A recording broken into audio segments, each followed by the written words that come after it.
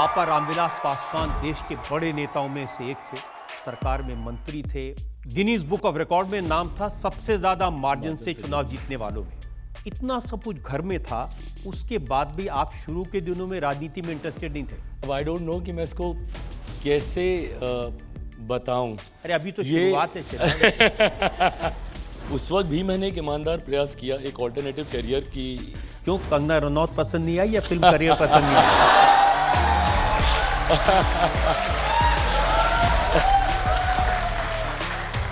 लोगों को हम दोनों एक साथ नहीं पसंद आए, पर अब हम दोनों एक साथ पार्लियामेंट में आने वाले हैं। अंतोगत्वा नेता का बेटा था, नेता ही बनना था और कोई ऑप्शन नहीं था। या ये कि बाकी सब जगह फ्लॉप हो गए तो इसीलिए कंगना जी भी अभी राजनीति में आ गई हैं, तो सर अपनी तरफ से आप कुछ ऐसे टिप्स देना चाहेंगे उन्हें जो अरे भविष्य के लिए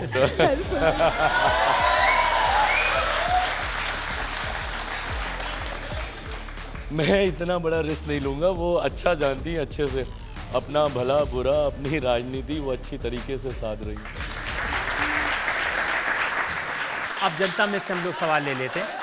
आप एक एक्टर रह चुके हैं और आप बहुत गुड लुकिंग भी हैं, तो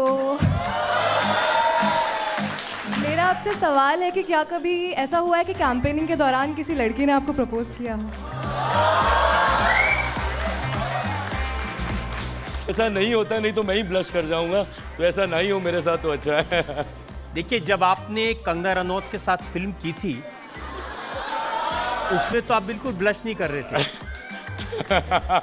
Look at me now. Lalu Yadav कहते हैं कि आपके पिता रामविलास पासवान मौसम वैज्ञानिक थे।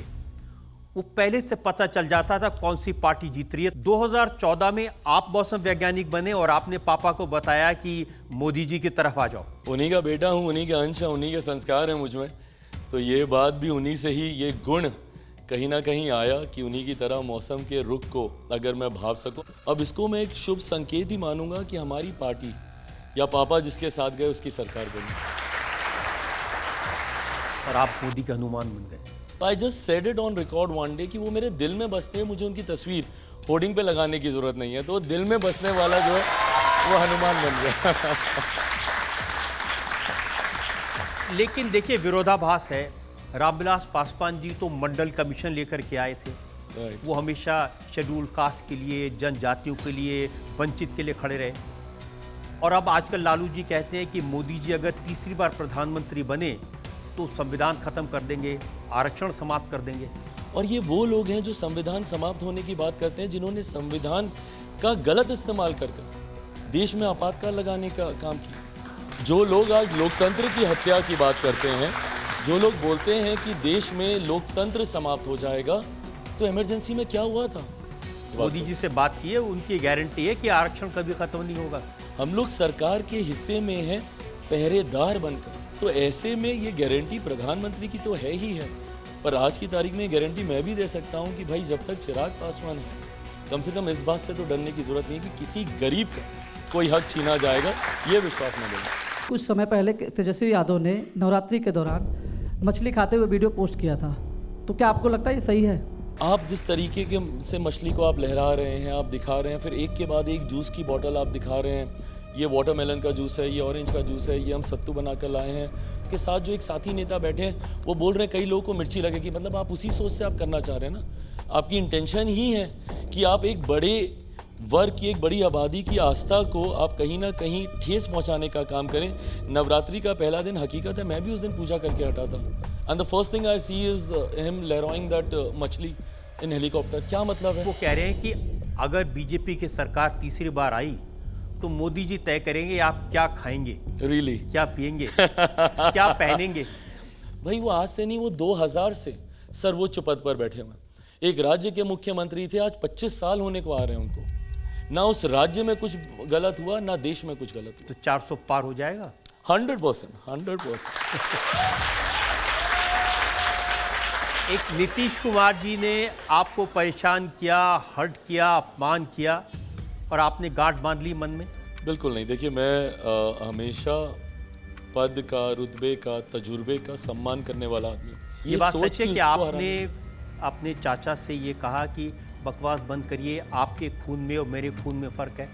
आप जानते हैं हम लोग जिस परिवार से आते हैं, हम लोग तो चाचा चाची ये भी नहीं बोलते, हम लोग तो मझले पापा, छोटे पापा, मझली मम्मी, छोटी मम्मी, बड़े पापा, यही हम लोग बोलते हैं। तो ऐसे में मेरे पापा के बाद वो मेरे पापा थे, तो उनके लिए ऐसे शब्दों का इस्तेमाल करना, अब ठीक है वो गुस्से में थे, नाराज़ थे, बट मुझे तकलीफ इस बात की है कि अगर मैं उनका अपना सगा बेटा होता, क्या तब भी वो मेरे साथ ऐसा ही करते? देखिए, जिनको आप मंझले पापा कहते थे, अगर वो नाराज़ थे, वो कुछ कर रहे थे, तो आप उनके पास जाते, उनसे बात करते, मनाने की कोशिश करते। मैं गया उनके घर पे, 1.5 घंटे तक उस बीमारी की हालत में मैं बाहर गाड़ी में ही मैं बैठा रहा। 1.5 घंटे के बाद जब दरवाज़ा खुलता है, मैं घर के अंदर जाता हूँ और सबसे पहले मुझे मछली मम्मी चाची हमारी वो दिखाई देती हैं। मैं जाता हूँ, मैं उनके पाँव छूता हूँ, वो 2 कदम पीछे कर लेती हैं और मुझे बोलती हैं कि तुम्हारे साथ जो हो रहा है अच्छा हो रहा है। एक माँ अपने बेटे को ऐसे कर्ज कर सकती है कि तुम्हारे साथ जो हो रहा है अच्छा हो रहा है। मैं तो उस दिन अपना सब कुछ देने ही गया था, मुझे बस ये था कि भाई आप परिवार मत तोड़िए, पार्टी मत तोड़िए। तो जिनके आप हनुमान थे, उन्होंने मदद नहीं की आपकी? मेरे अपनों ने ही मेरा साथ नहीं दिया ना इसमें। मैं दूसरों से तो उम्मीद तब रखता जब मेरे अपने मेरे साथ रहते, और मैं डंके की चोट पर इस बात को मैं बोलता हूँ कि अगर मेरे अपने मेरे साथ खड़े होते, दुनिया की कोई ताकत नहीं है जो मेरे परिवार मेरी पार्टी को तोड़ सकती, कोई ताकत नहीं। चिराग, इस आंधी में सब कुछ हो गया, घर चला गया, पर ये चिराग बुझा नहीं है। कुछ भी हो गया हो, इस आंधी में चिराग नहीं बुझा है।